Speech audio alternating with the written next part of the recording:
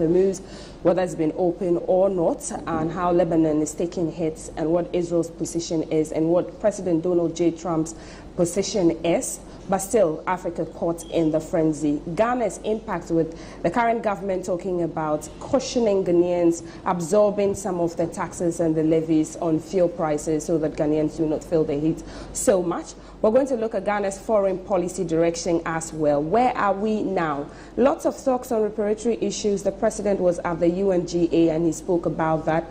We're going to be speaking to the MP for Damongo. He is the ranking member on Parliament's Foreign Affairs Committee, the Honorable Samuel Abu Jinapor, and pick his thoughts on all of these issues and many more. LGBTQ plus thrown in there as well, and even the OSP, and what his duty or his rules are supposed to be as versus the Attorney General. Honorable, good morning, welcome to the show. Good morning, Marty. Good to see you. Where have you been? I'm in my small corner, as we say in Ghana. But anyway, thank you for having me. Very happy to be here. I'm very grateful for the honor of hosting me. Let me say a good morning to your cherished viewers, and also give me the opportunity to say a good morning to the good and dignified people of my beloved constituency of Damongo. Absolutely. And to thank them once again for giving me this extraordinary opportunity of representing them in Parliament on 2 consecutive occasions. Thank you very much. How does it feel not being in power and now sitting at the back and watching all of these things play out? Well, it's a different phase. Okay. It's a different phase. I mean, the first basic rule is that a politician who is accustomed or wired to be in government only is one who is in a wrong profession. The business of politics is an up and down enterprise. You are in government sometimes, you are out of government other times. And you certainly cannot be in government all the time, because it doesn't matter how long it takes, your party will leave office. So yes, it will require some adjustments here and there, it will require some reorientation. But by and large, I have always believed that a politician should be one who is wired to survive and to thrive in opposition out of government, and I'm very happy to be here and helping my party. Would you say your constituency you more often than when you were Minister for Lands? And Not necessarily. Okay. Not necessarily. I mean, I have a tradition of visiting, let's say, at least once a month. Okay. And whatever happens every other month. I enjoy to be there. That's the fundamental. I enjoy to be with the people there. Absolutely. I'm sure they saw you for the Easter festivities as well. I'll go right into the Middle East tensions and the effect it's having on Ghana. Even before the Middle East tensions, transport situations have been hydra-headed. People stuck in traffic, people at bus stops looking for alternative means to get home. Cost of transport, the unions fluctuating here and there based on whatever was happening domestically, and then now we have what's happening internationally.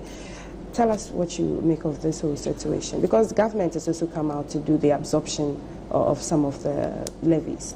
Well, Matiti, I mean, first of all, I think every objective pundit and observer of our national economy and of our country will come to the conclusion that the 2 biggest issues confronting our country continue to be unemployment and cost of living. I think there's absolutely no 2 ways about that.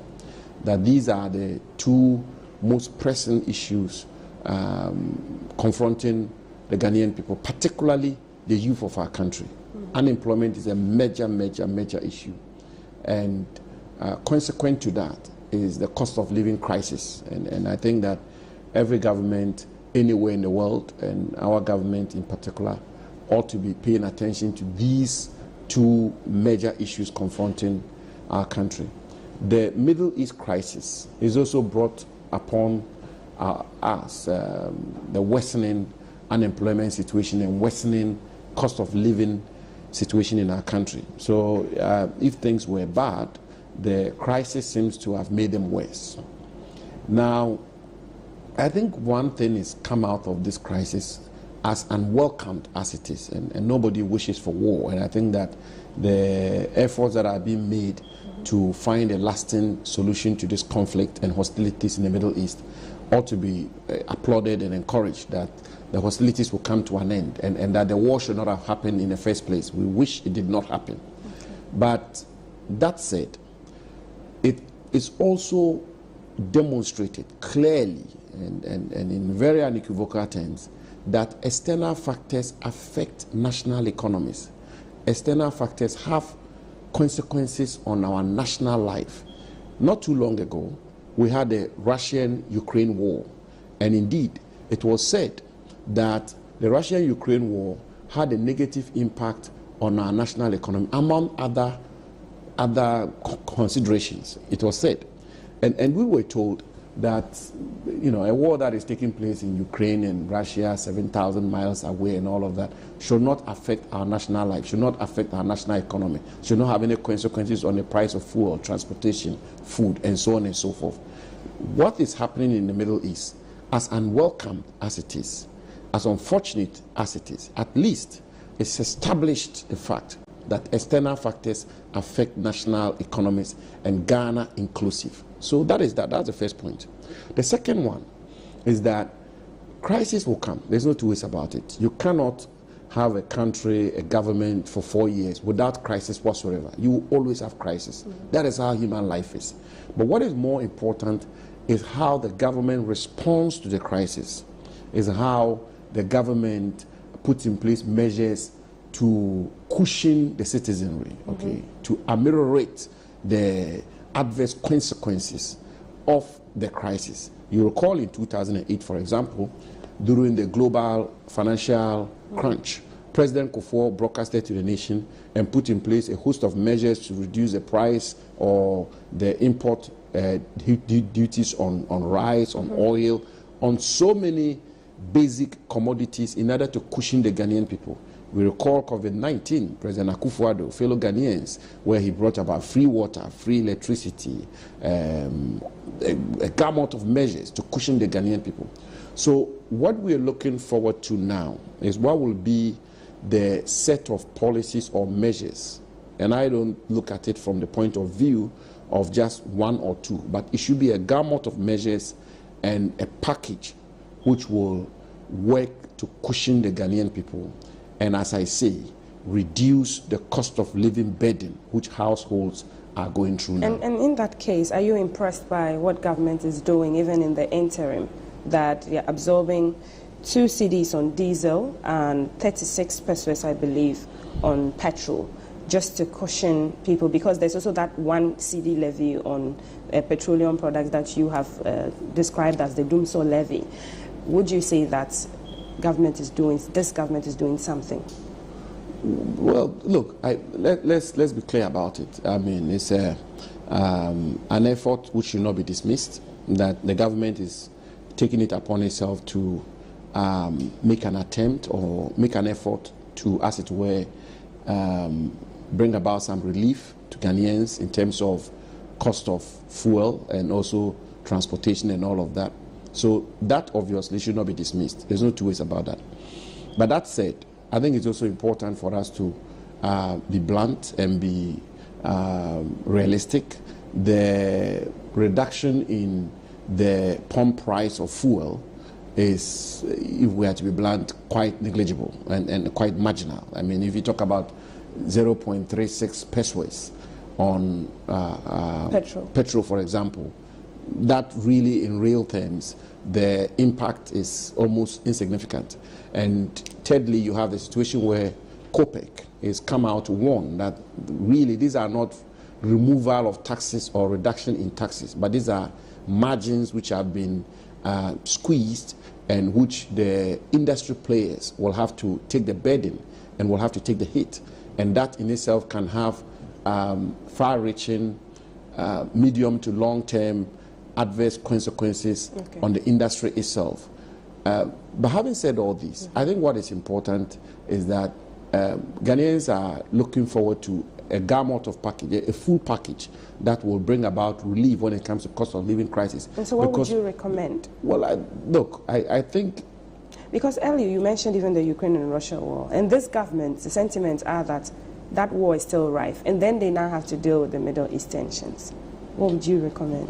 I think at the heart of it is also how the economy is being managed. I mean, we all know that the post-COVID-19 recovery plan, which was put in place by the President Akufo-Addo's administration, which got us to sign up to the IMF program and which got implemented over the period, and the domestic gold purchase program, which was spearheaded by Dr. Mamadou Bawumia, and I was very much at the center of it, are the two principal factors which have worked to bring about some stability in the exchange rates and other indicators in our national economy.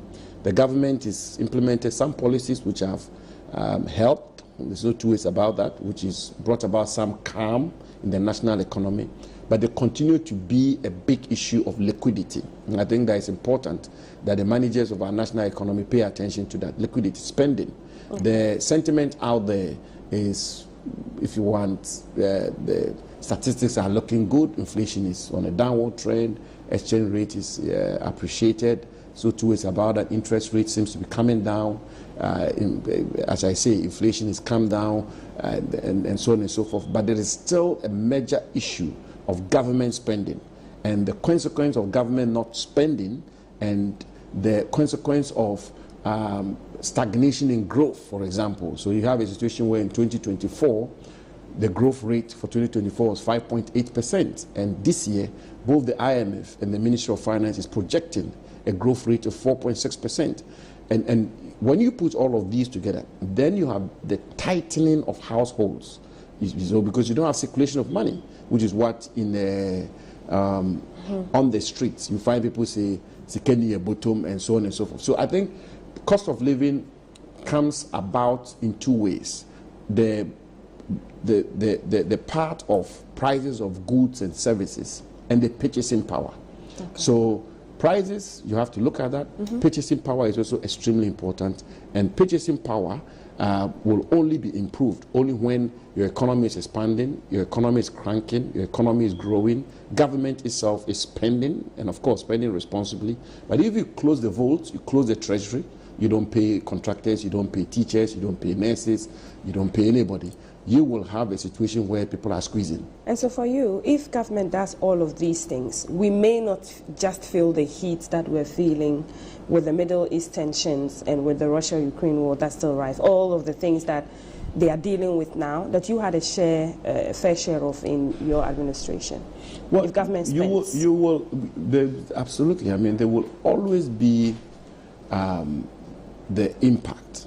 You cannot escape the impact completely, because supply chain, global supply chains are disrupted. That will have impact, that will have effects. China, we are told for the first time, factory gate prices have gone up for the first time in the past 5 years. And that will mean that developing economies or emerging economies like Ghana in Africa will feel the pinch. There's no two ways about it, because a lot of our imports come from China. You have a situation where, as you said, the Strait of Hormuz is, in crisis and so on and so forth, and that will also affect supply chain of crude oil and all of that. All of those will have impact. But as I said earlier, the measure of a government's efficiency and effectiveness is not so much that a crisis is hit. Crisis hitting, definitely you will have it. Okay. The MPP had its own. But the most important thing is how government responds.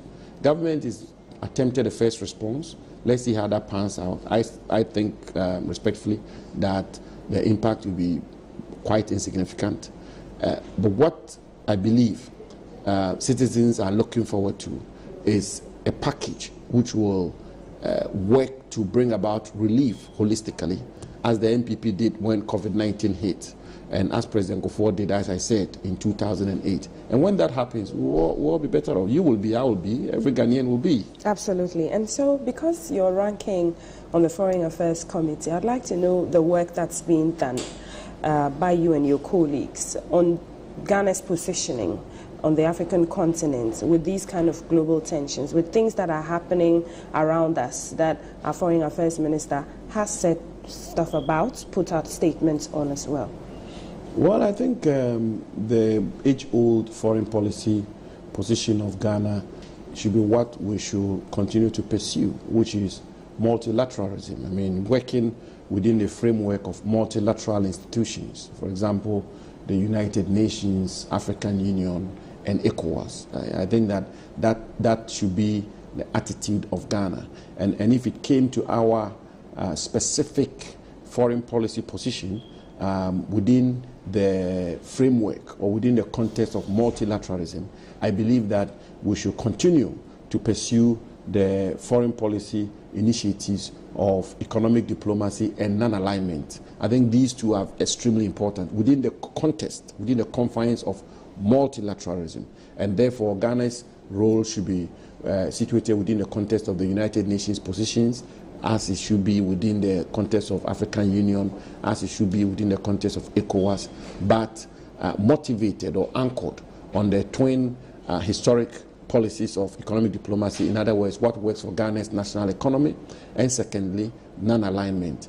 I think Africa should speak with one voice on these matters, African Union, ECOWAS, and so on and so forth. But by and large, our attitude, and that is why some of us had cause to raise concerns when the Ministry of Foreign Affairs seemed to have taken a much more belligerent position when it came to Venezuela. And we made a point that it wasn't particularly, with respect, clever position to take, which is to issue statements which seems to be against one party in that particular disputation. It wasn't in view of the human rights that Ghana, may have signed treaties onto, that, you condemn when people are being, abused. Yeah, but in the manner that is measured and that respects the age-old fundamental principle of foreign policy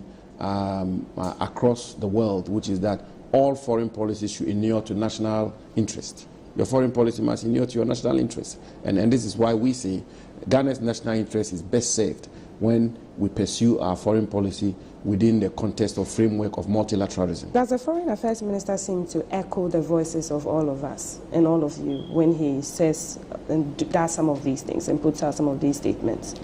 Well, I'm not sure the Foreign Minister he's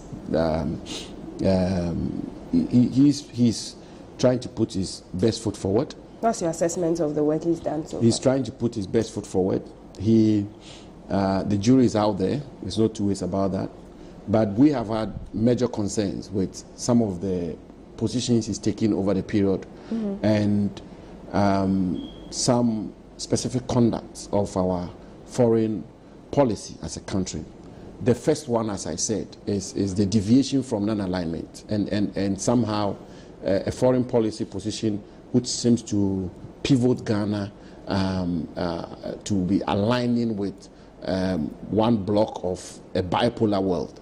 We don't think it helps Ghana. We don't think it serves the national interest of our country. Staying neutral would help us, rather. Non-alignment. As our first president, President Nkrumah, once said, that we neither align with the East or West. We look forward. I mean, of course, the expert will tell you that in his time also had his own issues in terms of aligning. But that is not the issue now. We have had issues with a certain ideological flavor in our foreign policy which seems to pivot Ghana or align Ghana to one block in the power play, bipolar power play of the world. And we think that it doesn't inure or doesn't serve the national interest of Ghana. That's the first point. The second one is that we've had issues also with the conduct of our foreign policy vis-a-vis how transparent it is. And we have indicated, and we've said this at the committee level, we've said it on the floor of Parliament, that they've been major development in the foreign policy space and very important agreements which have been entered into for and on behalf of Ghana, which ought to have been tabled before Parliament for scrutiny and ratification. By that, I refer to the MOU which was executed between Ghana and the United States as it relates to third-party deportees being sent to our country. And we thought that that agreement ought to have been tabled before Parliament for ratification. The European Union Ghana Security Agreement, we're looking forward to it at the next meeting, whether or not it will be tabled before Parliament for ratification, because our national constitution is very clear, pursuant to Article 75 of our national constitution, and also pursuant to the Supreme Court's express ruling on the matter, that even note verbals, exchange of note verbals, ought to receive parliamentary ratification. Much more such landmark agreements entered into by the government of Ghana, and therefore we think that the question of transparency continues to be a big issue. How hard hit was the consequences of the deportees agreement with Ghana? I mean, if consultation and transparency was not at the forefront, how dire was it for us? Well, it's a major issue, because it's only when these agreements are tabled before Parliament that the representatives of the people can scrutinize the terms of the agreement. And it's not for nothing that the framers of our national constitution expressly provided that when governments enter into such agreements for and on behalf of the people, these agreements ought to be tabled before Parliament for, first of all, for scrutiny, for interrogation, and second of all, whether or not Parliament will ratify them. And we've had instances where previous administrations have entered into similar agreements and brought them before Parliament. And so the question of transparency continues to be a very important one. Okay, let's move on, and maybe unless you want to talk about what you're going to do moving forward as minority now to ensure more transparency and to be able to get the Foreign Affairs Minister to work better with the committee. Well, you know, we can only rely on the tools of Parliament. Okay. We are not in government. We don't have the powers of state. We can compel him. But I also think that it is in the interest of our country, in the interest of the government, that the ministry carries Parliament along. And this is something that I have had multiple occasions to draw the minister's attention to publicly, and to draw the chairman of the committee's attention to, that in such major decisions, Parliament ought to be on board. Okay. Reparatory issues. You saw that the President, John Mahama, you know, looked like he carried the spirits of the African countries that had been part of what was termed as the gravest crime against humanity when he demanded for justice for colonialism and slavery. What are your thoughts on it collectively as a party and even as a leader in Parliament?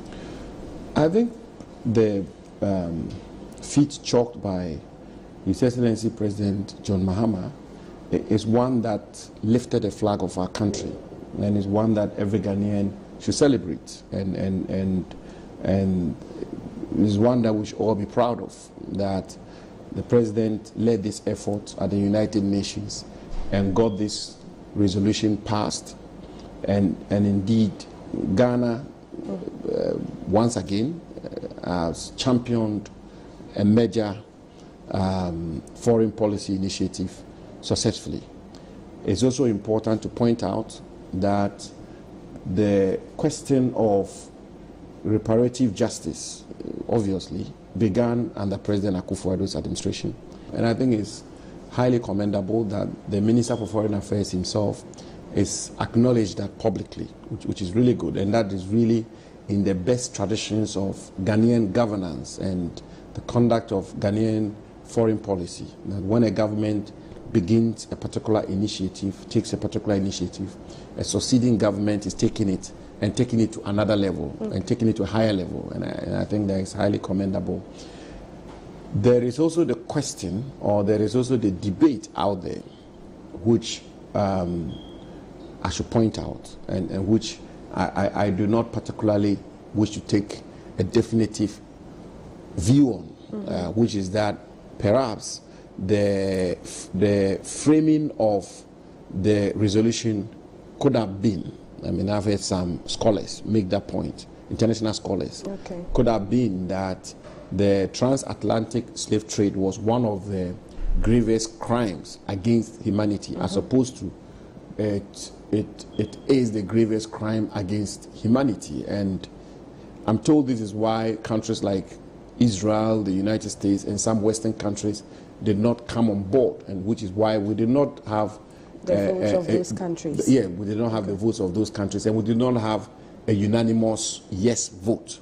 And the argument has been that if you take, for example, the Holocaust, the Holocaust during the Second World War, where 6 million Jews were killed in very barbaric circumstances, where some of them were passed through gas chambers and burnt alive, and 6 million of them were killed. And here we are not even ranking crimes and making the point about which one is a grievous and which one was the most horrific, because you're talking about the transatlantic slave trade being responsible for some 4 million Africans, and you have the Holocaust being responsible for the killing in a very horrific manner of 6 million people. And therefore, if you said one of the crimes is a grievous,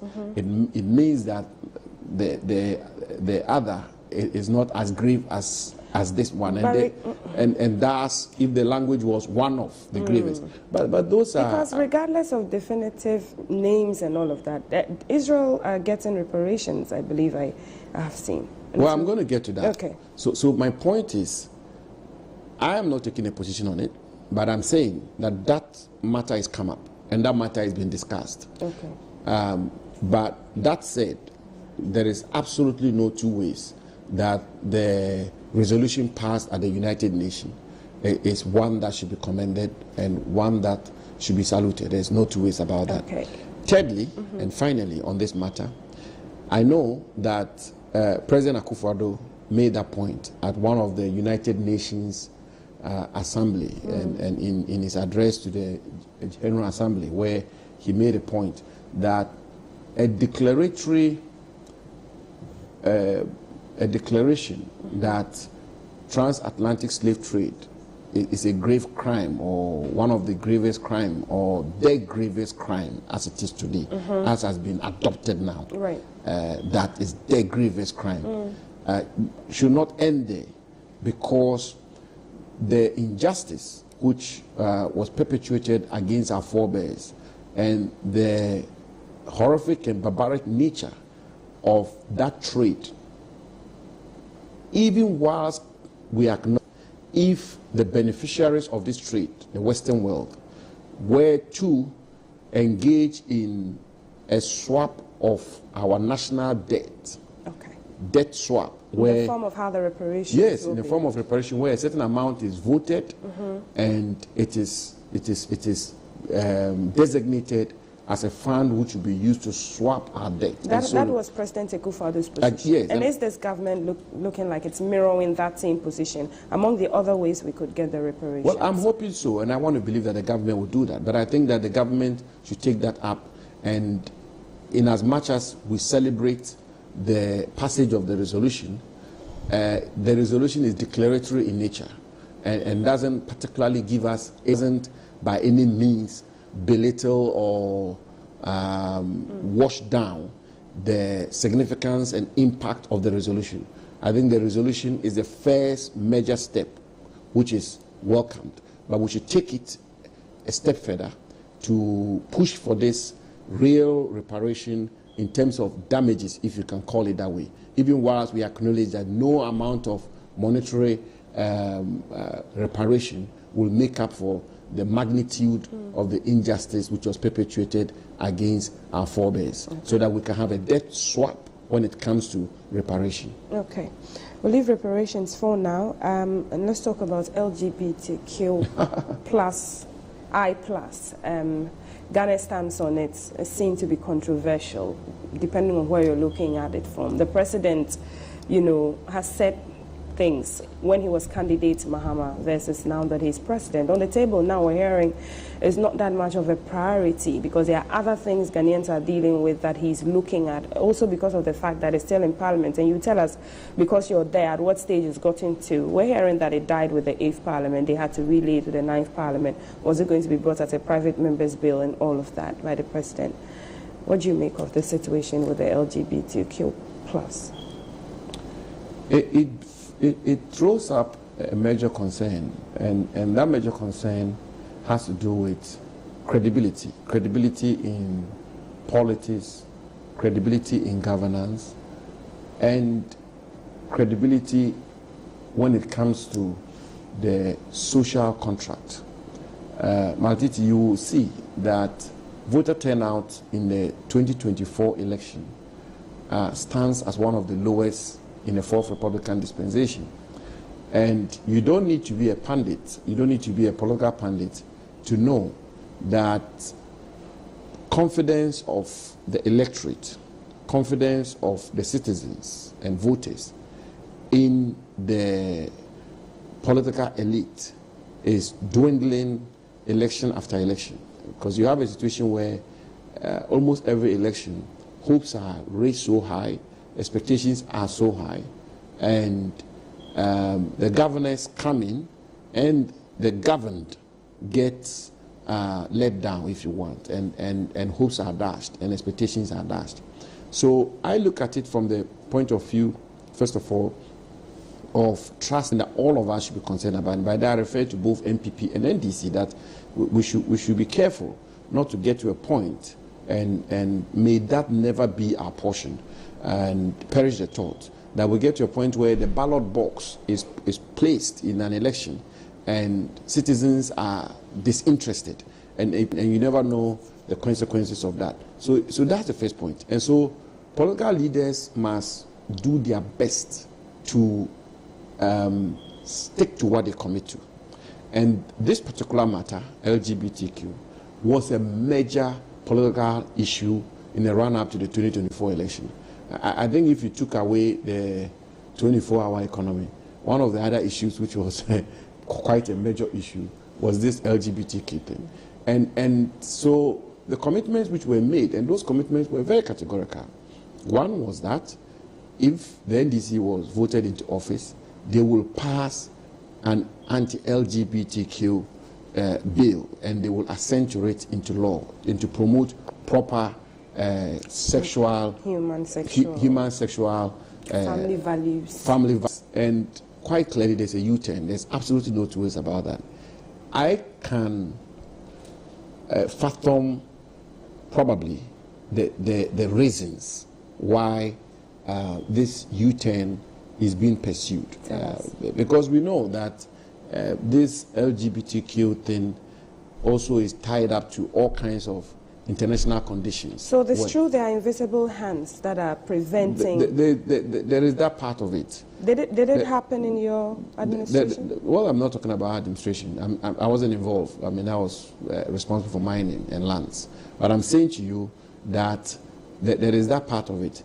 But it's important that once the party and the government and the president made that clear, strong commitment, I think they should go through it. And there's a way of doing it which will establish Ghana's culture, Ghana's traditions, and Ghana's value system. Because it's important for us to also be firm in insisting that at the heart of a democracy and at the heart of all laws and at the heart of rule of law is the cultural values of the country, the cultural values and the norms of the country. And it is abundantly clear that Ghanaian cultural values and norms is totally abhorrent and totally against these practices of LGBTQ. There's no question about that. Okay. And therefore, the government should follow through with its commitment and not even hide behind some private members' bill. The government itself ought to initiate a process in Parliament, ought to initiate a bill through the Attorney General and get a bill on anti-LGBTQ passed to establish proper family human and sexual values in our country. So because the government should not have a U-turn. Because you're a lawyer, you tell us how expedient this can be. In your time, it was said that there was a case on the matter until the Supreme Court had to rule. The sentiment that even when the Supreme Court ruled, the president at the time, Nana Akufo-Addo, had the opportunity to still pass it just before you left office. Then there's now where we don't know where it's gotten to in Parliament, that it expired with the old Parliament, and so it should be relayed. What can be done legally, constitutionally, to fast-track it so that it is once and for all assented to by the president? Well, what it is now is that the bill which was passed by the 8th Parliament, as you know, per the dictates of our Constitution as well as the rules and procedures of Parliament, there with the dissolution of the 8th Parliament. So that bill no longer exists, which is the correct position of the law. And therefore, there's no bill before the president to sign. There is, however, a private member's bill which is pending before Parliament. But this private member's bill is actually a much more watered down bill. This is for either practicing, promoting, or having yourself associated enterprise of LGBTQ. Is that what others considered as too harsh? That is what others talked about, human rights and all of that. But that provision, which in my view was the most important provision of the 8th Parliament bill, seems to be missing in the private members bill, which is pending before the 9th Parliament. Okay. But be that as it may, my point is that you have a political party that committed to passing an anti-LGBTQ bill. That political party is in government today. That political party, for the first time in our history, has a super majority. They have a super majority. The only thing they cannot do in that parliament is turn a man into a woman and a woman into a man. They can do anything they so wish in that parliament. And therefore, if they truly want to pass an anti-LGBTQ bill in that parliament and put it before the and place it before the president's desk for it to be signed. They have passed all kinds of bills under certificate of urgency. You know that. Mahama case was passed under certificate of urgency. The minority said we said all we could. They couldn't give a damn. We had our say. They had their way. They passed it. That's the minority one. They've passed a host of. They've passed a host of. Do you want this bill passed? This LGBTQ+. Because I would ask that because you had the opportunity to do it. Look. And you left it on the doorsteps of this government. The matter was a big issue before the election. The NDC took a very strong position on it. They made a clear commitment to the Ghanaian people. It got to the president, and all he had to do was sign. Or it did not get to President to be fair to the facts, it did not get to President Akufo-Addo. By the time he was leaving office, there was no such bill on his desk. Because transmitting a bill from Parliament to the president's desk in itself is a matter of procedure and law, and it did not happen. That could have taken longer than this was also after the general elections, the outcome of the elections. Right. The elections had been taken on December 7th. The ruling was given on December 18th. And he was still president before January 7th, but the bill never got on his desk. But that is beside the point. The most important point is that you have a political party that made a commitment to the people. And I believe that they got a lot of votes as a result of that. And they have a super majority today. And if the president says that among the host of bills he has on his table, the president, that he doesn't think that is priority. He doesn't even have the bill yet. Okay. People will say that it sounds like President Akufo-Addo, when it was said that he granted the interviews and he said that, it doesn't seem like right now this is what Ghanaians are thinking of. Maybe it's bread and butter issues, maybe it's other issues. It doesn't sound similar to you? Well, I'm not even prepared to get into that. I'm not prepared to get into what Ghanaians are I have no sophistry to be able to tell unless we have a research done. I mean, you will not be able to tell what are the most important issues before the people. So I don't even want to get into those semantics and of what is the priority, what is not the priority. I'm just looking at the point of credibility. I'm just looking at the point of the government walking their talk, what they committed to, and what is expected of them. They committed to pass an anti-LGBTQ bill and assent to it into law. They should just do that. Okay, let me go to OSP now because we're talking legal issues, and there's just been the ruling by the High Court that it does not have the powers that we assume that it should have, and it should rather be referred to the Attorney General.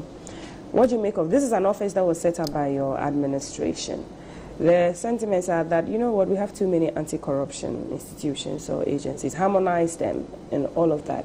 Even though the OSP was going after a series of cases as well, that if the final determination was had on those issues, would have been something good for Ghana.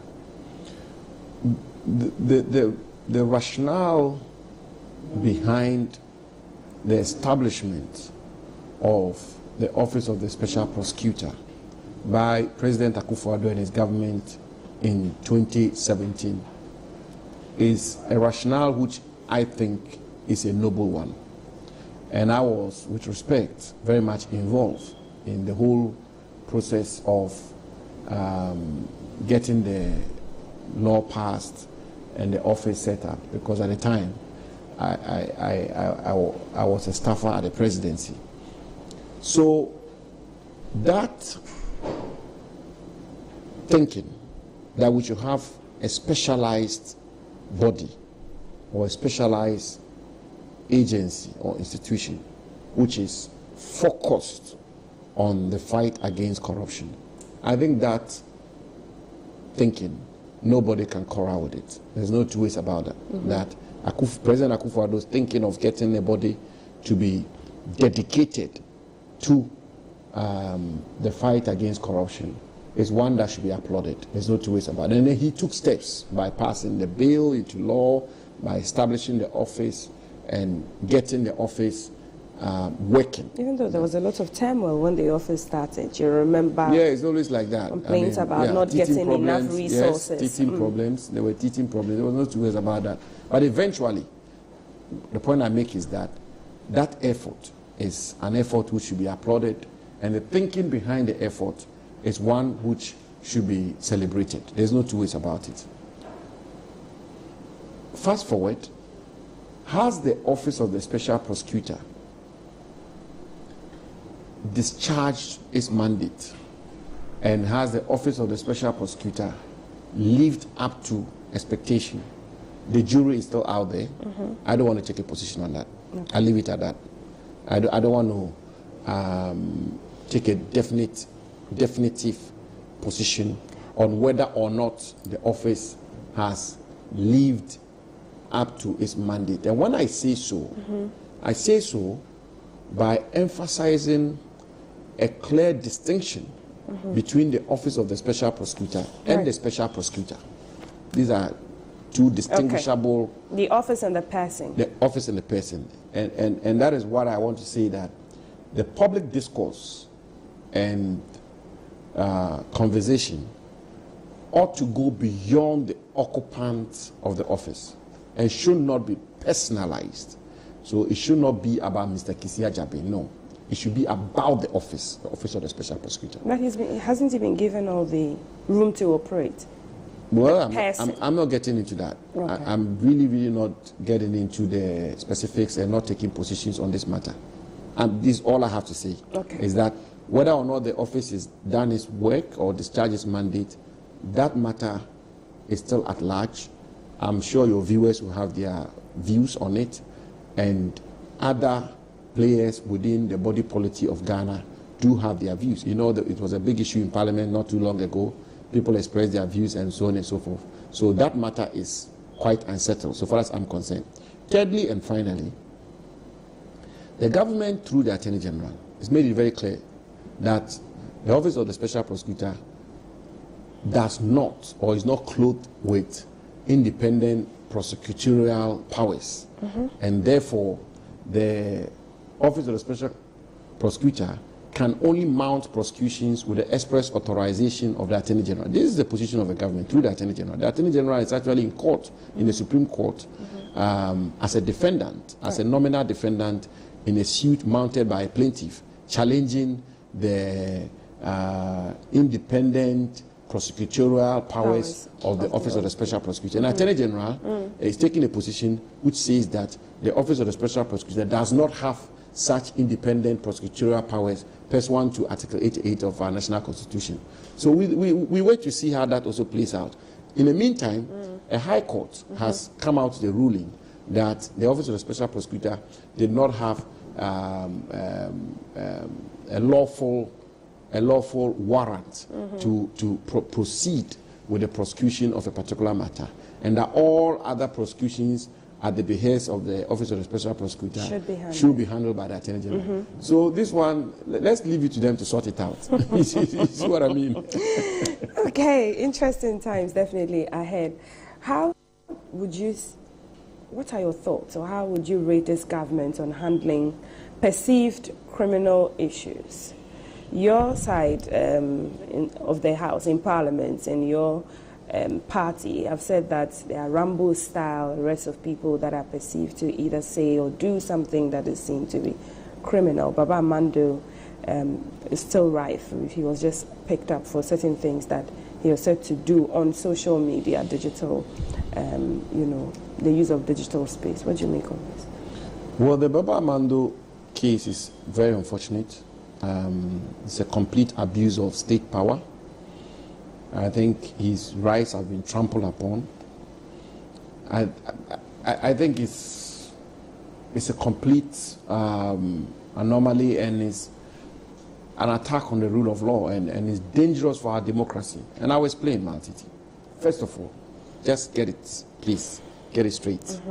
We politicians, we always think differently when we're in government. And we think the other way when we're in opposition.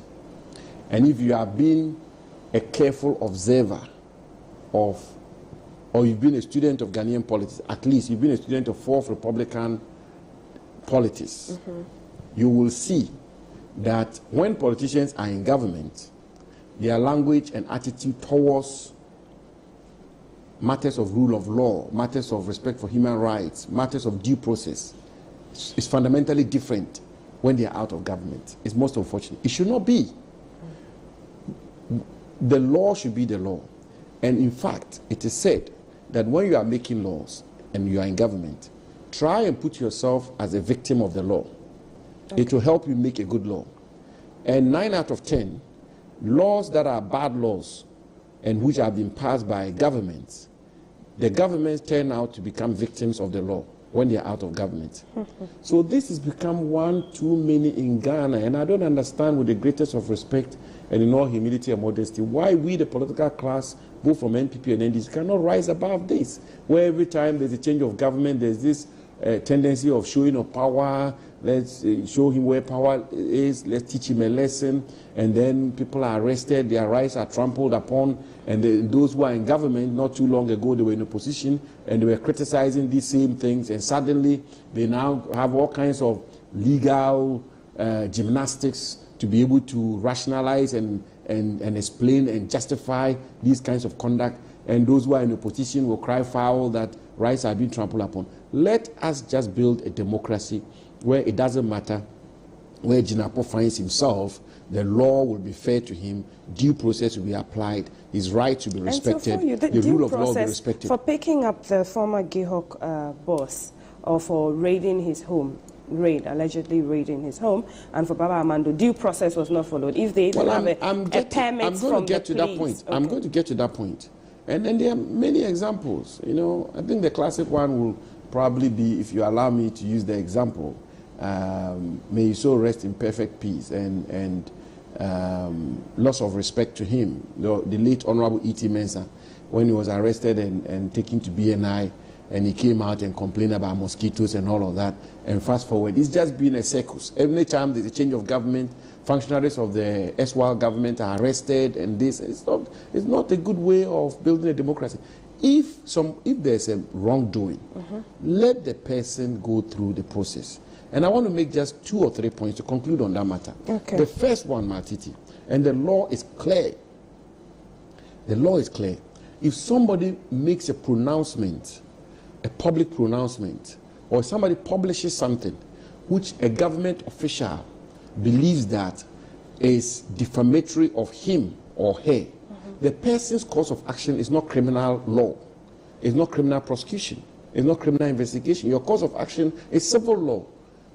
Your course of action is in the thought of defamation. You sue for defamation. And in that stead, you don't arrest the person and handcuff him? No, you don't do that. For a civil lawsuit? No. So when at the time I was minister, if somebody had gone on TV and said, Minister Jinapor is this, he's that, he's dishonest, he's that. I don't have the power to say the police to go and arrest the person. We were in Ghana when people likened President Akufo-Addo to a chimpanzee. We were in Ghana where there were artworks of President Akufo-Addo being put on the floor like a pig and this and that, and where President Akufo-Addo is probably the most abused president. The president never sent state security to go and arrest the people who are abusing him, who are insulting him. If the president felt defamed or maligned or slandered, what the president has to do is to sue in a civil court for defamation. The ministers have done that. In my previous life as a practicing lawyer, I had conducted civil suits on behalf of ministers against journalists who the ministers felt that they had been defamed. So the course of action is not criminal, it's not arresting and handcuffing people. That is the first point. Yes, of course, I acknowledge that if people put up certain conduct which had a tendency of disturbing the public peace or injuring the national security of our country and all of that, then you are veering out of civil to criminal. But not when somebody has criticized the president, not when somebody has been harsh on the president, or not when somebody has been harsh on a minister or functionaries of the government.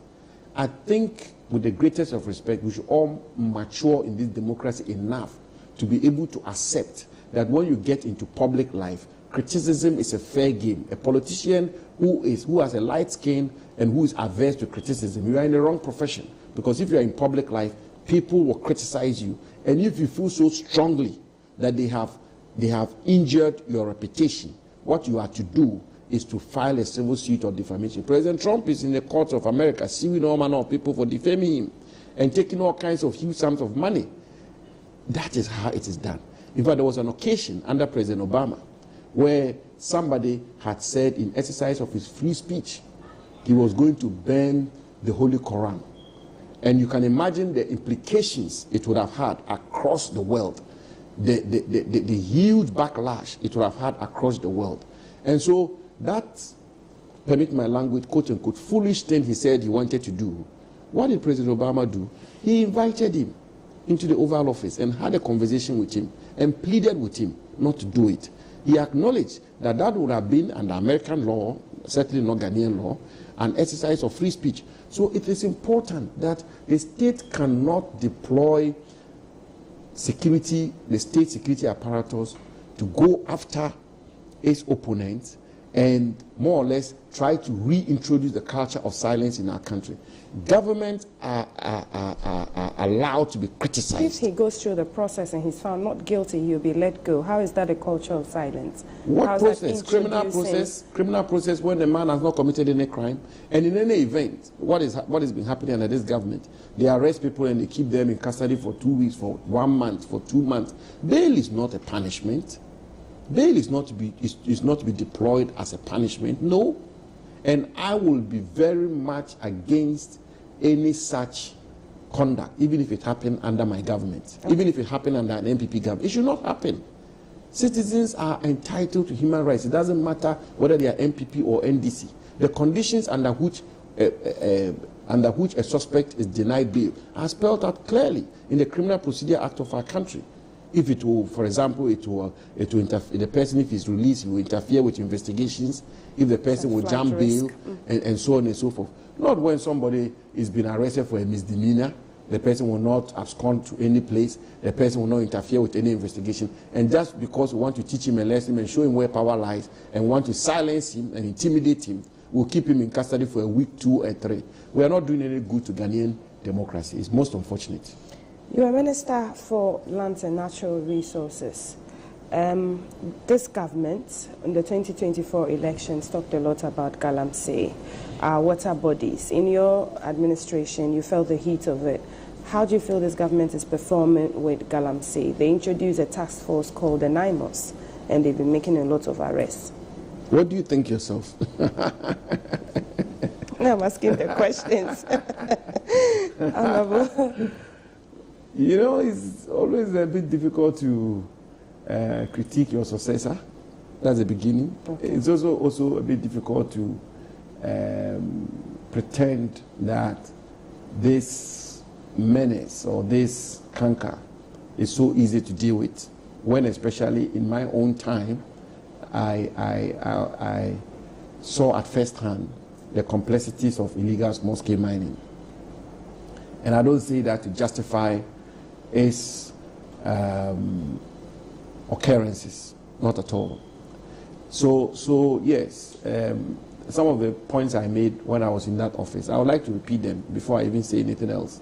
So maybe I'll see you there for another interview like this one. But thank you so much nice. for making the time to speak to us. Lots of issues that we've explored. Speaking to the Member of Parliament for the people of Damongo, his former Lands and Natural Resources Minister, ranking member of Parliament's Foreign Affairs Committee, picked his thoughts on a plethora of issues. We've talked about Galamsey, we've talked about the OSP's office, he's talked about the foreign policy of Ghana, reparatory issues as well, and climate issues. The Honourable Samuel Abu Jinapor. Say hello to Damongo people again for me. Hello to Damongo people. Asan Kushu, thank you so much. I am Altitude Side as and there's lots more on the show for you to watch, so stay with us.